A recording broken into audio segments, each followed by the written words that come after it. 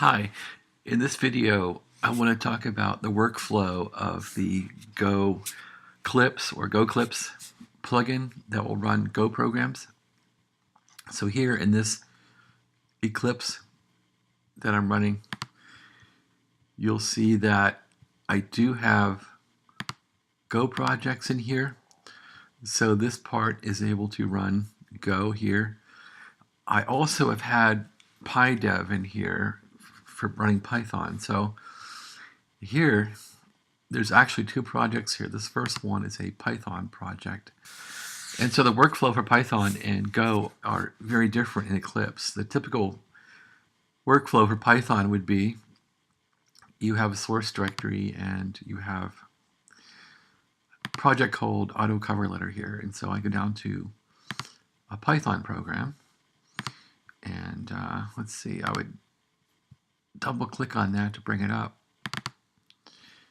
So here we got a Python program, and you hit this button here to run it, and it'll run. That's about it. And you want to make a change in here, like, I don't know, we'll put in some print statement here. Or something like that. Just will make any change at all, and you can see how easy it is to run PyDev in this thing.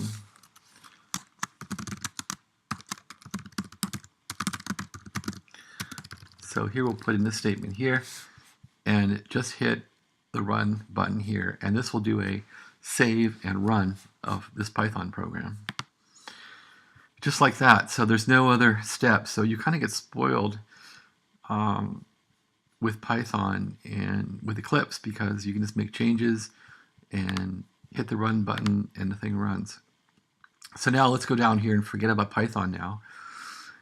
Go down here to these Go projects. So now this is a Go plugin for Eclipse, which is called goclipse. And the workflow here is very different. So to run an Eclipse program, let's close the Python program. And I have one little project here I've been playing with called, so under Eclipse, or I'm sorry, under Go, I have this Go projects on top. And then below that, I have individual projects. So here I have this parse resume project. And so the way Go is implemented in Eclipse is that when you run this program here, it will then build the binaries on the top of your project. So the Go projects here, and then bin, and then you'll see this binary here called parse resume. So if I go down here to the source code for this small Go program, I want to do a compile first, and I really can't hit this build button and do a compile.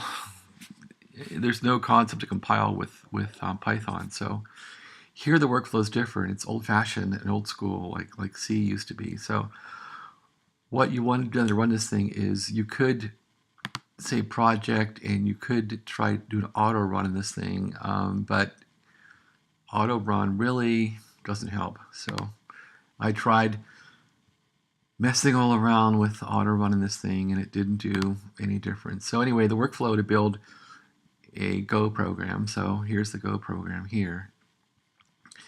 You first do a project build project. That makes sense, right? So we build it. And then down here, the Go compiler worked, and we see there's no issues here. And the binary here is right here in parse resume. So in theory, I should be able to kill this binary, which is a compiled Go program. Just delete it, wipe it off disk. And if I run the build again and run the Go compiler, I should be able to see that recreated. So let's try that out. We'll do a build project again. And there's parse resume. So yeah, when you do compile this, the end product is sitting right there. So you can run this thing right here now. Now you're ready to run it. So you hit this program, hit this button here, and that'll run the program. So what if you want to put a change in here? Well, with Python, I could just type some stuff in here and say, put a change in.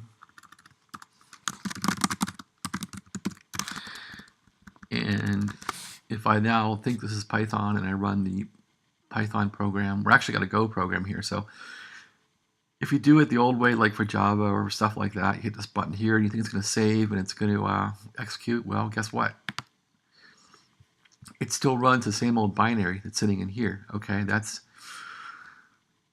not going to change. So it gets even worse. So to make this change happen and implement, I got to do a file save first. Well, wait a minute. Let's try and build project. I put a change in here. So if we say project, build project, that'll build. Let's run it. So our change got in, which is good. Close the program and open it. And the change is still there. Okay, so really the workflow then for Go is you put a change in here and you build, and that's it.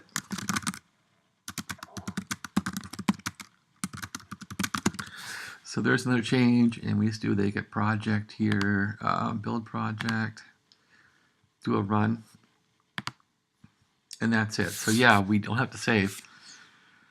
Now, I did find a problem that if you just add errors in here. So here I'm going to add some errors.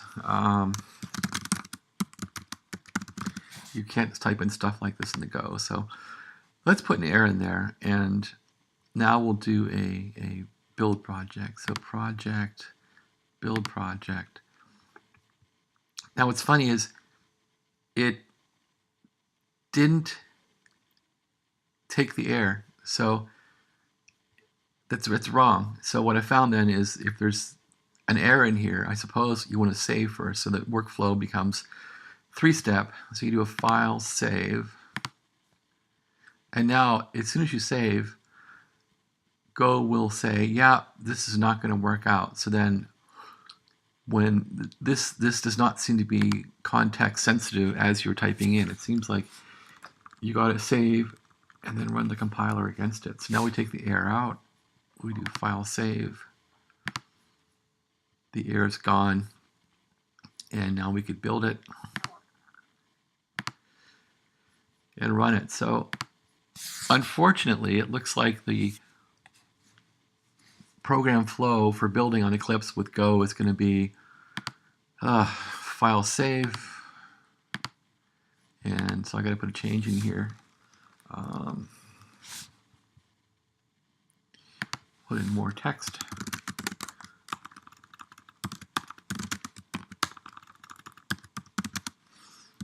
Okay, so now I could save this thing, file save,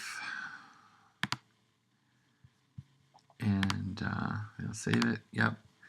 And now you want to do a project build for Go, and then you want to do a run here, or use this button right here. So unfortunately with Go, it looks to be a 3-step process. Save, compile here, and then run it. So it's not easy like Python. So what if we go back to Python now and say, oh my gosh, Python runs so slow, but it's so easy to work with. So we close up that thing, we head back to here, this Python thing.